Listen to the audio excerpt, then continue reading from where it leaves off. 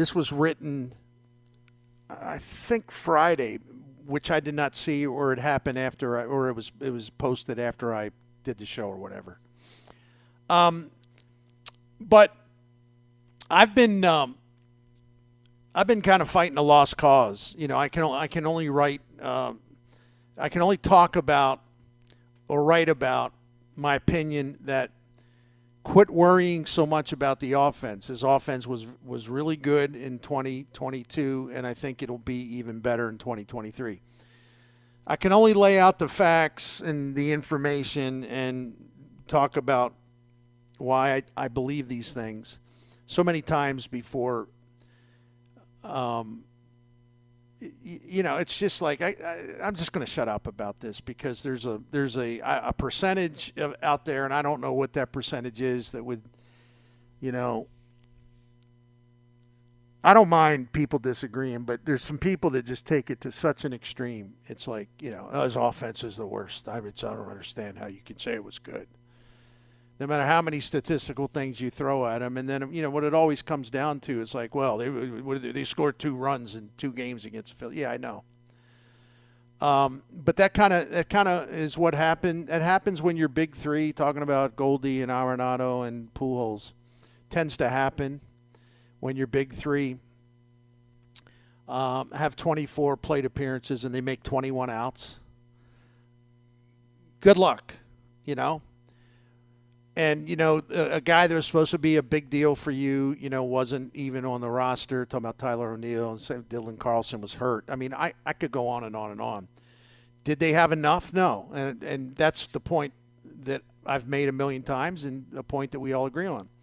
I've said it a million times. Let's make it 1,000,001. When you have Paul DeYoung and Ben DeLuzio on your bench, you have failed as a front offense to give yourself enough quality depth that could make a difference. Offensively, especially. So all of that has been, again, said by me and you a million times. But I also think it's ludicrous to take 162 games in a performance where there were so many players that did very, very well, and so many players who didn't, who because of injuries were not really as much of a factor as they should have been. And with having a black hole offensively at the catcher position, and having even some of your best players virtually do nothing in the first half of the season, and that, you know, that includes Albert Pujols and includes Lars Nootbaar. To still finish where they did in so many categories, you know, tied for 5th in runs scored and top 10 in all kinds of other stuff, really improved their home hitting where that had been a problem at Busch Stadium. Improved their hitting against right-handed pitching? Yeah. Did they get shut down by some of the better pitchers? Of course they did, which, again, I've noted and written about and talked about 1,000 times. Yes, I'm disappointed they didn't go out and get some muscle for their bench offensively this winter. So you and I are on the same page on most of this stuff, but there are some of you who just will insist with a straight face, no, their offense is lousy. Okay. Bradford Doolittle, ESPN Plus, ESPN.com, but it's behind the paywall. I pay for it, so I always feel, well, I've been paying for it for years, so I can steal a bag or two and talk about it. They came out with their way too early 2023 MLB lineup rankings.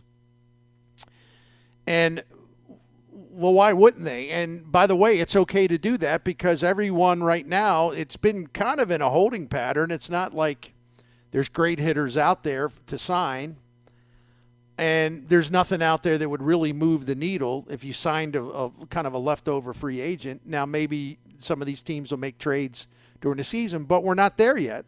So it's okay to take a look, an advanced look at the best lineups in the majors as we sit here, you know, getting closer and closer to spring training. So Bradford Doolittle, and he's one of my favorite baseball analysts. I think he's outstanding. He has number 1, San Diego Padres. Number 2 on his list, St. Louis Cardinals. What? Is he insane? What? Nothing that Jeff Halbert touched could be that good. Number 2, he meant to say number 22, right? Cardinals are garbage. They're garbage. No, actually, when he says they're number 2, I was surprised to see that. I wouldn't have been surprised to see them in number 5, number 6, something like that. Even then, that's outstanding. He has them at number 2. And he's a numbers guy, and he doesn't hesitate to lay out really strong opinions, whether we agree with his opinions or not. So he has them at number 2. Well, that's because they fired Jeff Albert. No, it's not. It has nothing to do with it. And he said that their best traits are patience, strike zone command, long ball, batting average, balls in play. Their worst traits, he has one, speed. I understand what he means from a StatCast view of like sprint speed and all that, but the Cardinals make up for that because they run the bases so damn well. They're so smart. It's one of the best base running teams in baseball as far as taking extra bases on batted balls, not making many outs when they're trying to stretch something out or score from first to home on a double, that kind of thing. So they make up for that. So the worst trait might technically be speed, but it's a little misleading because of their ability to really maximize the speed they have on the bases. And some of their non-speedy guys are among their very best base runners too. So Bradford Doolittle writes, quote, "This does not look like the most athletic Cardinals team in history, but it does look like a lineup that can mash up and down the order, as in from the very top to the very bottom. For that statement to turn out to be true," this is Bradford Doolittle, "it'll require continued development and success from some young players such as Carlson, Nootbaar, Donovan, Yepez." He's correct. But it's an impressive mix, and the base lineup doesn't even include youngsters Nolan Gorman, who can mash but has questionable strike zone command, and Jordan Walker, who could hit St. Louis with a flourish this season. And he explained the thing with speed, and basically not that big of a deal. But he said the lineup already deep got even longer with the offseason addition of Wilson Contreras. The Cardinals are projected to have 6 players in the 90th percentile or better by OPS plus. That is the most of any team in the majors. Wow. And what really galls me about some of the stupidity that I have to deal with sometimes is that there are people who would even argue to the death that the Cardinals strike out too much. No, they don't. Stuff like that. They had the 4th lowest strikeout rate in the majors this past season, and also in terms of walks and strikeouts, that ratio, tied for 1st in the major league. But if I had a buck for every person said, well, you never talk about how much they strike out, because there's no real reason to do that. Now, if you're the type of person that remembers a game or 2 or 3 where they strike out 12 times and that's what you base it on, well, I would suggest, as a reminder, the season's 162 games, so you add it all up after 162. 4th best strikeout rate, low as in low, and tied for the first walk strikeout ratio in the game. So there are so many things about this offense that people who are loudly, in terms of complaining about it all the time. There's so much stuff that they don't even factually grasp about it. And that frustrates me, and I don't hesitate to admit it. That's why, yeah, I was pretty fired up when I saw someone as knowledgeable as Bradford Doolittle rank the Cardinals as having the 2nd best lineup as we sit here today. And like I said, although I would have had it down a little bit, I think, I don't doubt that they're top 5, top 6 offense in baseball. And I think they're going to be better because they're going to get more out of O'Neill. They're going to get more out of Carlson. Some of their younger hitters are going to be more experienced. And the Nootbaar is going to get, more playing time, and he's established himself now. And, yeah, there's a chance that won't happen, but I think the chances it will happen are pretty good.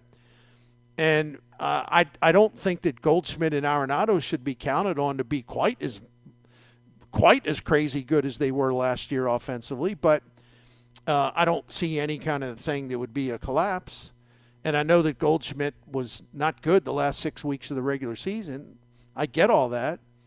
But I'm sure the guy has had a lot of time to work on whatever it was that went wrong, and I'm sure he has spotted some stuff. They're still going to be really good hitters. So it is interesting, but I think this is true of I will say I think it's true of every single baseball market. That it's often takes people on the outside to because they're not so close to the flames, so to speak.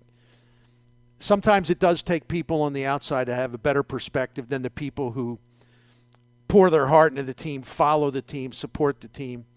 We all tend, myself included, at times to, kind of seize on the things that aren't working and just kind of hammer on that over and over and over again.